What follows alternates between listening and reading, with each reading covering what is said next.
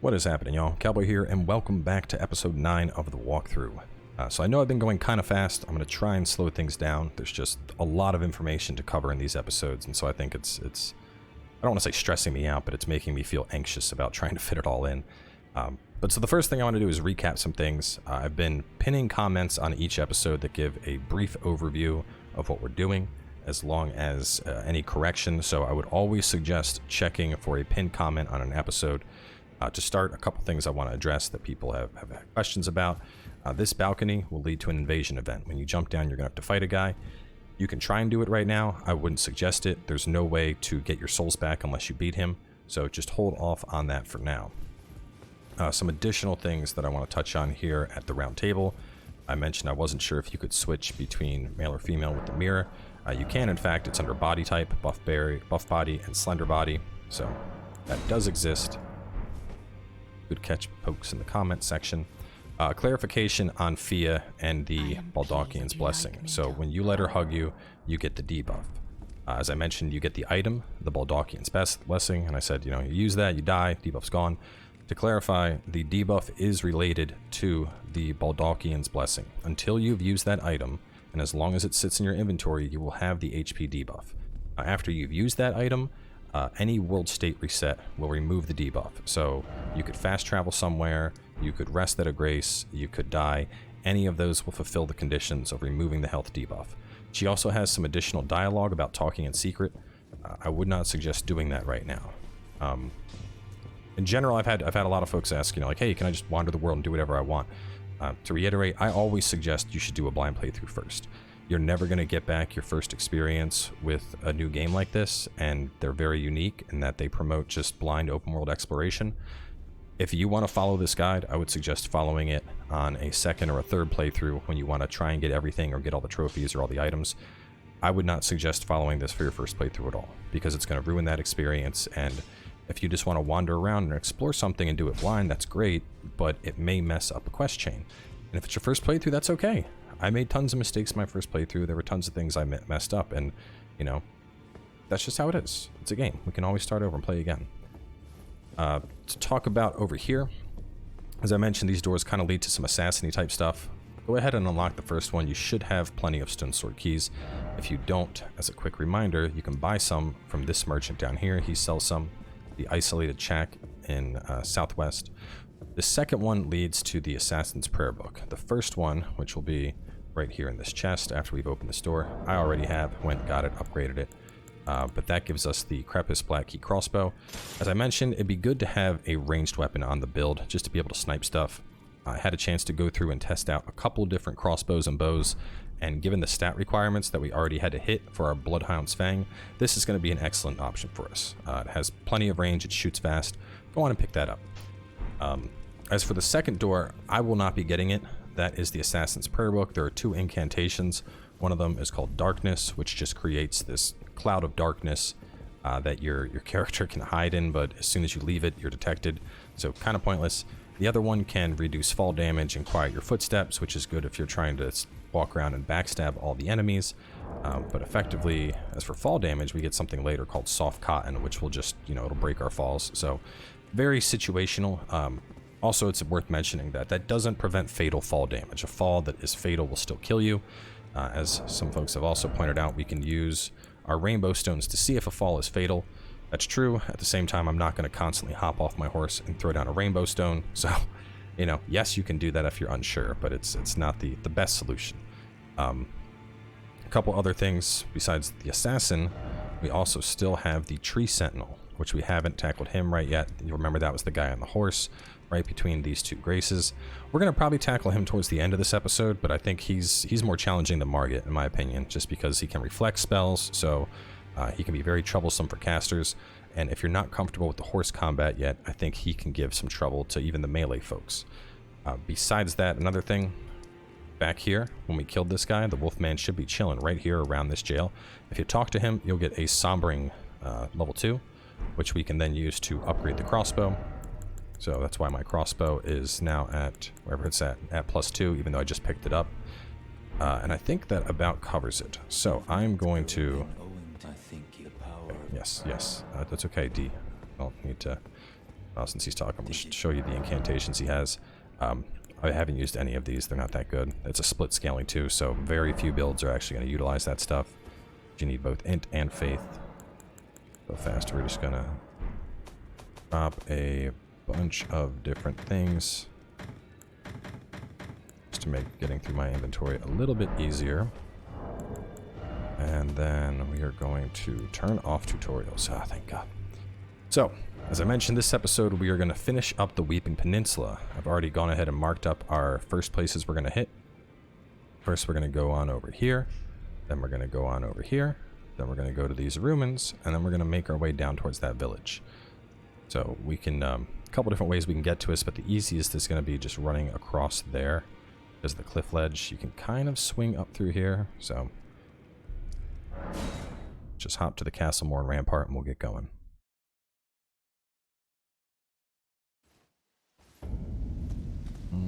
It's night. Well, we could try and kill the rider. Why not? Let's see if we can kill the rider real fast since we're here. We went over horse combat briefly. For my melee people, hold big juicy heavy attack.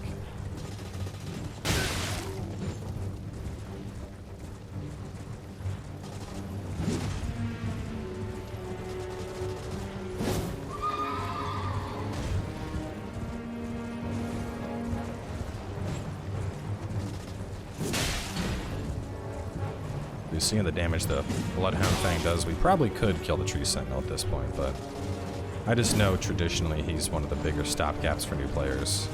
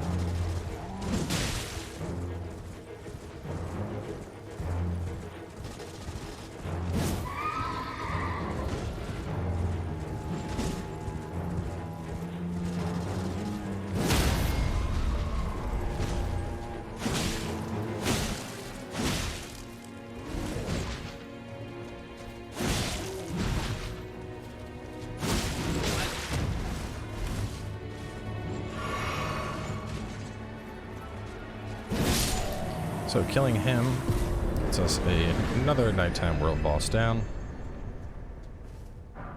And there we go. Barricade shield and the Knight Rider flail. Really cool looking weapon, but 24 dex is needed, so not something I'm going to use on this build. But let's go ahead. We'll make it daytime now that he's down.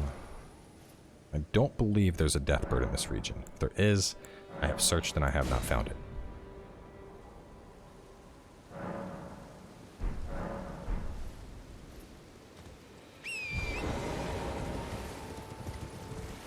So we're going to head on up, and then we are going just northeast of the Crater-Pocked Glade.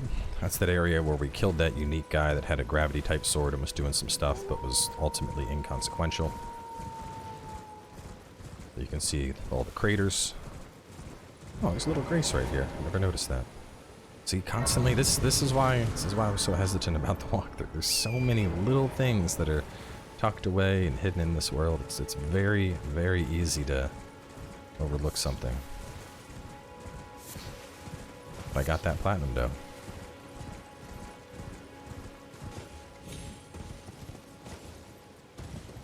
I'll just ride right on down this.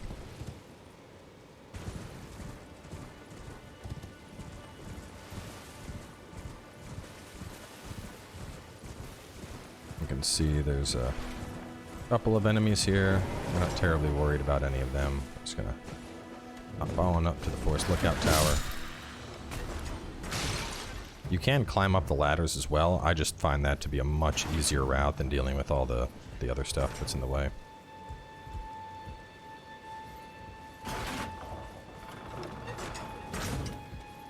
Give this guy a good boop.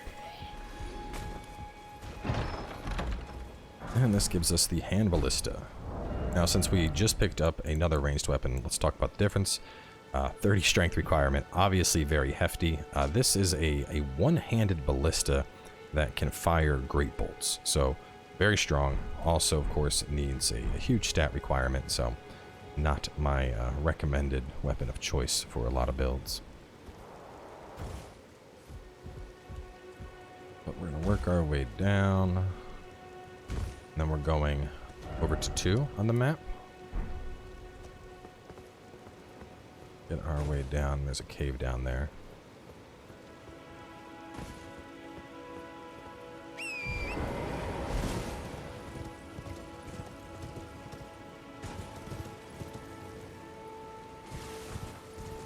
There should be a down right here.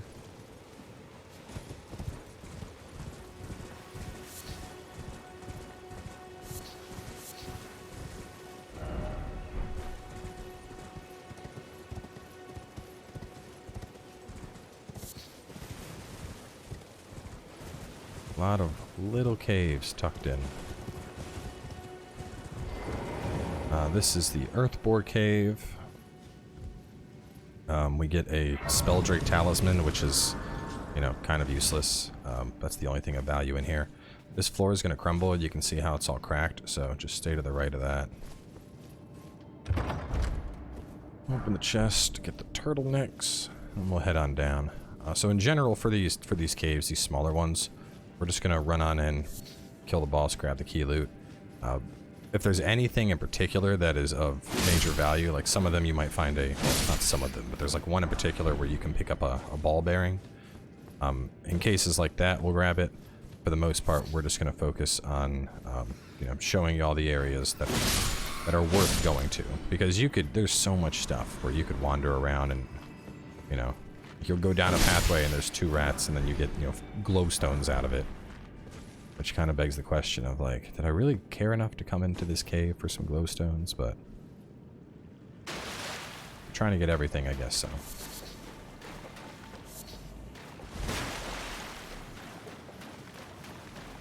Alright, now this is a big bear. Go on and buff with our flask. Go on and summon.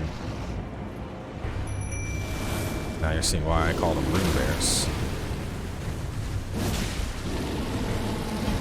Reminder, there's that other rune bear that I said don't try and fight yet. We can get the larval tear from him. We might be able to take him down at this point now that we got some weapon upgrades, but, you know, as always, I wouldn't suggest fighting anything that you're uncomfortable with. In fact, that goes so far that in this game, like even main bosses, you actually only need to kill 2 main bosses to advance the story. I've seen people that are stuck on certain main bosses and they're like, I can't beat this thing. And I'm like, you don't have to, just come back later. Like, no, but it's a main boss. You don't have to, come back later. They really give you a lot of freedom in how you choose to explore the world here.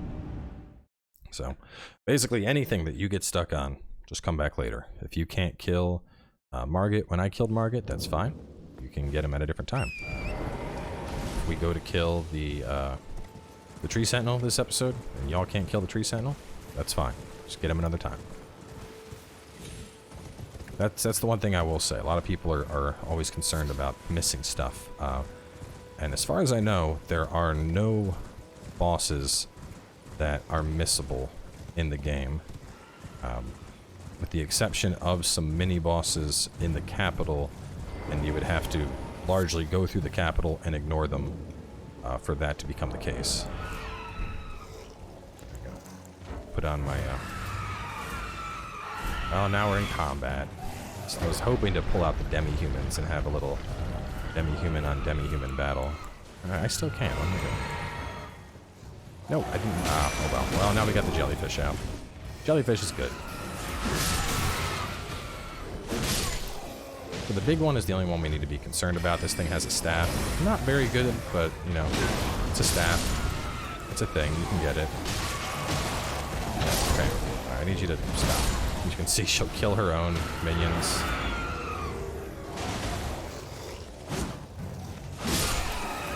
Trying to get rid of these guys so that the big one will focus on the jellyfish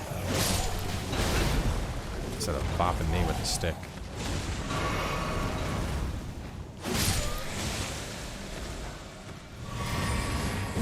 It's my turn.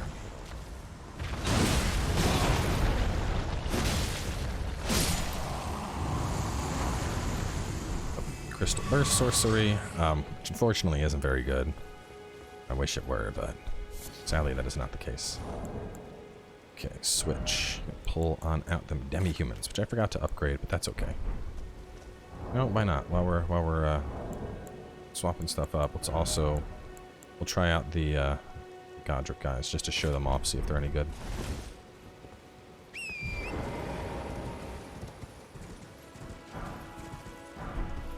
So from here, we're going to work our way back over to the village. There's a shield we can pick up there still. It's not very good. I considered whether or not it was even worth taking the time to go over there, but you know, we'll swing by. I'll show it to y'all. Probably the better thing is after we get there, there's some other stuff that we can get. Which actually, I think that other stuff is like right where we're at. Let me check real fast. You drop and you can get lightning strike right around here. Okay, so it is up. Oh, hang on. This is the Mourn Tunnel. Yes. Okay, so then lightning strike is from the drop. Oh, yep, I know. It's above us, so we do need to go up. See, this is why you can never discount the notes. The notes already show the way. Just need to follow them.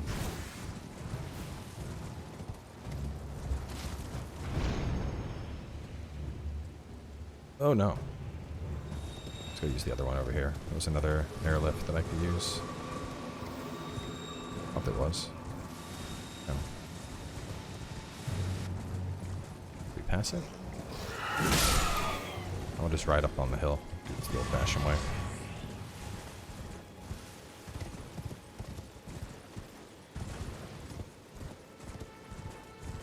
Then we're gonna go to the village, get the crappy shield.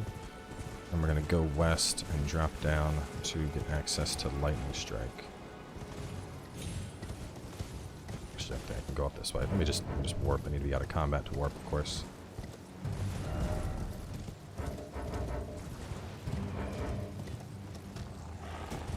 For this thing, these were mini bosses for us in a dungeon a while ago.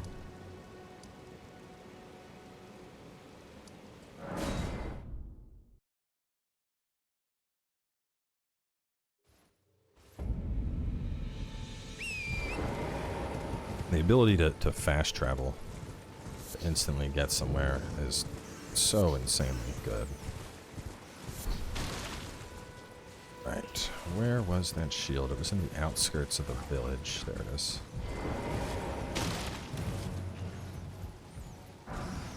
Yeah, I mean, it kind of looks okay. But anyway, the big thing we want is lightning strike, which is a really useful weapon art for melee.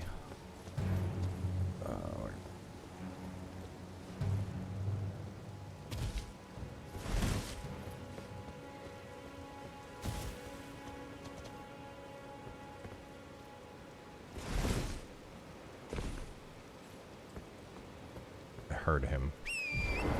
Well, oh nope, I went too far. How do I want to do it?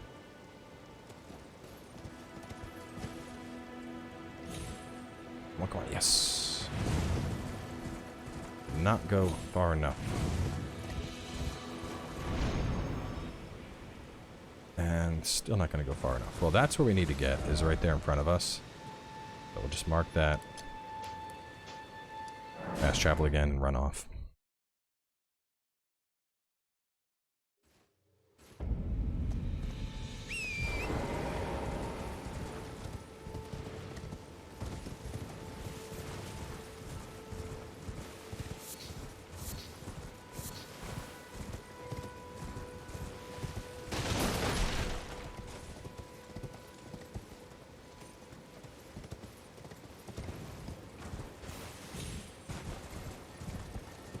There he is.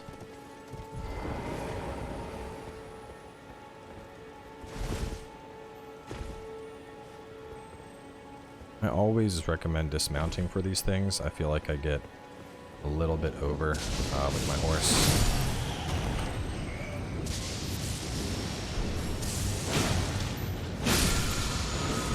Lightning strike.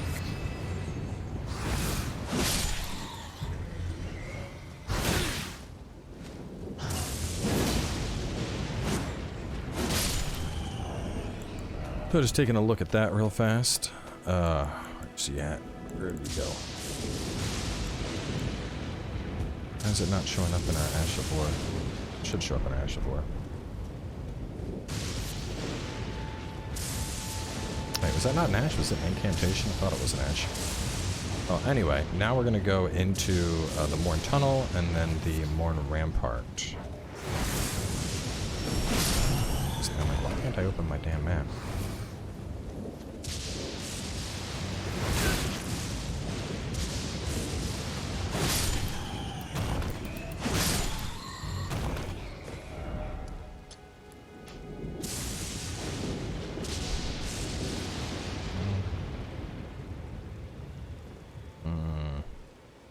Yeah, we're just going to do it this way.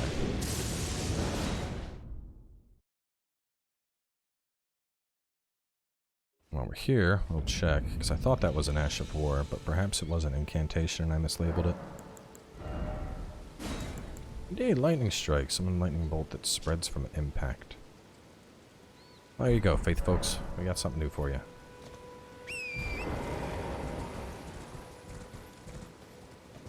I'm thinking of the other, thinking of the lightning skill that you can get. That's in the network test.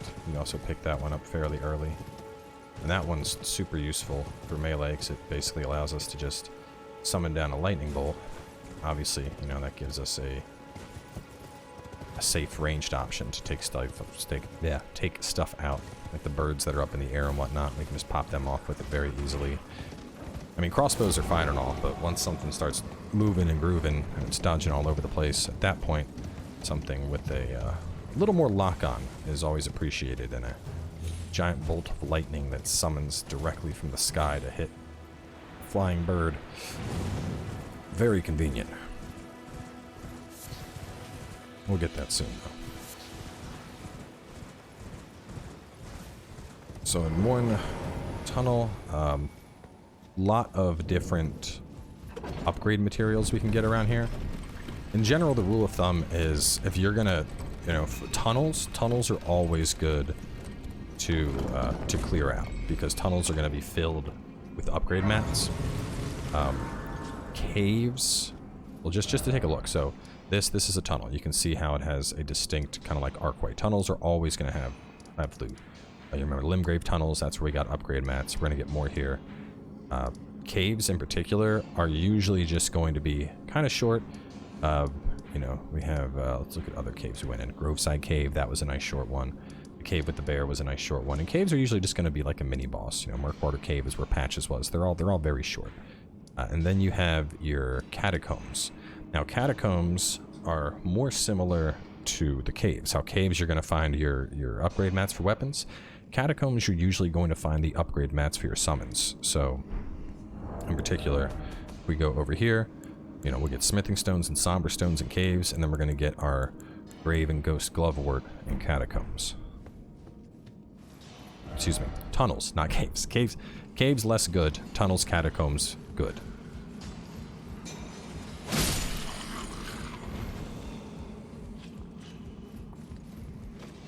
Jump across.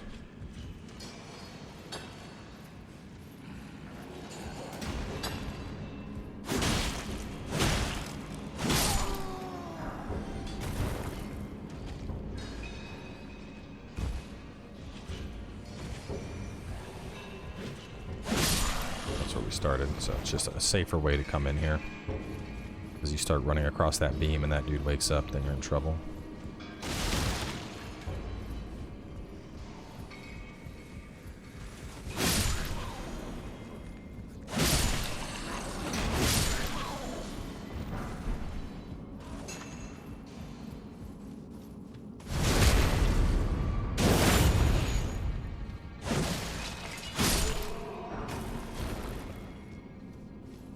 That is... This is where we proceed through. No, this is... Yeah. Let's just kill everything here.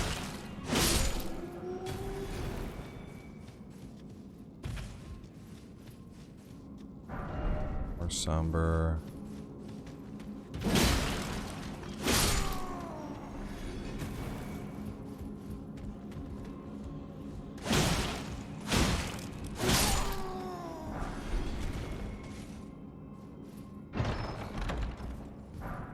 One thing that I think is worth pointing out, if you've played older Souls games, you know there's always been the concern of mimics. When is a treasure chest going to suddenly decide that it wants to bite you? That is not a concern in Elden Ring. In the 150 hours I have played, at this point I've gone through even New Game Plus, I have never found a mimic. I found the teleport trap chests, but that is it. I haven't found any chests where you open them up and they explode, or you open them up and they try to eat you, or anything like that. So, when you see a treasure chest, as long as you don't see any enemies nearby that are ready to jump on your head when you open it, you're going to be safe. So this is just down here from that start.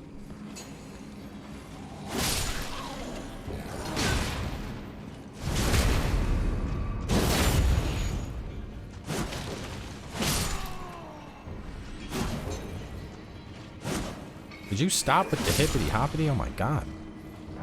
It's like I'm jumping back. I'm jumping back. You're never gonna get me. Like, stop. Stay still.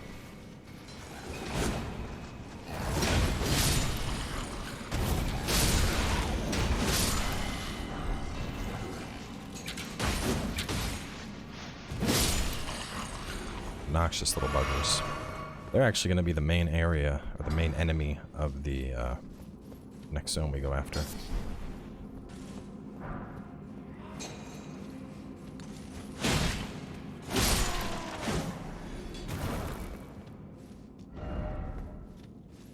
Okay. Did that. Don't believe we did this tunnel. Should start farming up my little drops. Yeah, there we go. I was talking earlier about soft cotton. This will reduce fall damage and sound. Same effect as that encampment. Or the incantation that you can get. So that's why we're not really worried about getting that thing. Because like how often do you need to have silent footsteps and reduced fall damage, you know? Like it's one of those, there are very specific times where that's going to be helpful.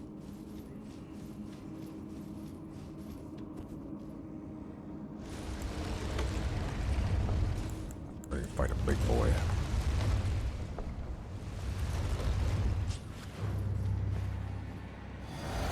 Scaly man. So let's try these dudes out. Let's see what you're capable of, and it looks like I might not even be able to actually let me see. Switch you. 69. Oh, I have 68 FP. That's sad. They're really nice. They're really nice. I don't know if they're better than you, but they are very nice. See, this is the problem with humanoids. Look at them. They got staggered. They're doing okay. And then meanwhile, I just do this.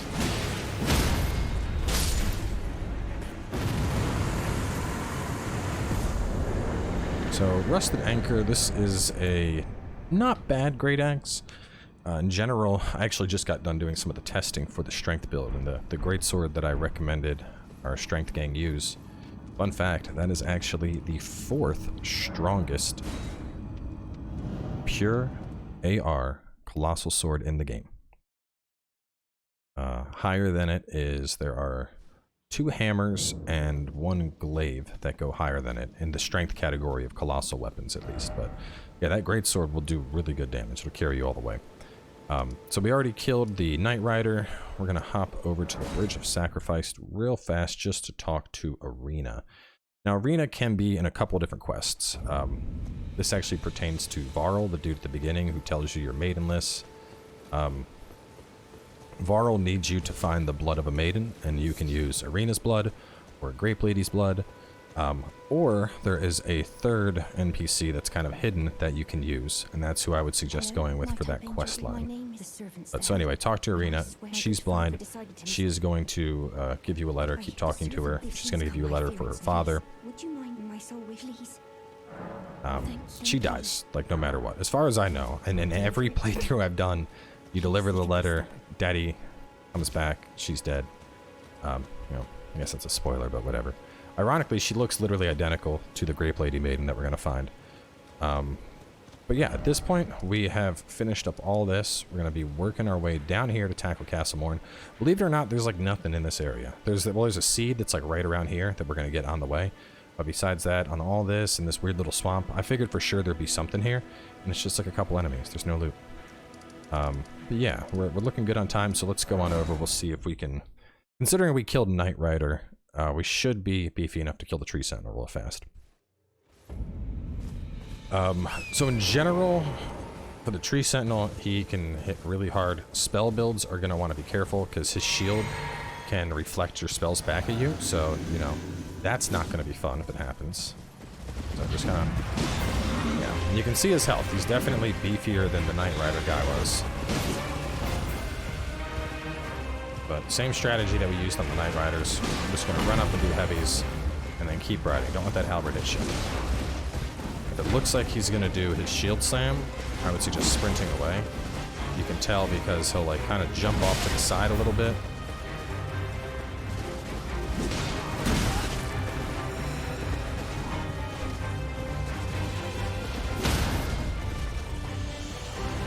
You get a stagger like that, get 2 free attacks, and I wouldn't suggest risking any more than that. There's the shield slam. See that? This is why I thought it's good to wait for this guy. He got us with 1 shield slam, and that was half of our health. And even then, that Halberd, that did about 1/3 of it.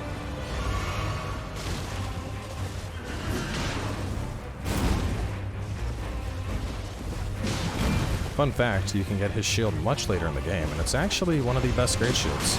Not just from a pure stat perspective, but it has a unique parry that will reflect any spells and send back like a bolt of lightning at the target, similar to what he does to you.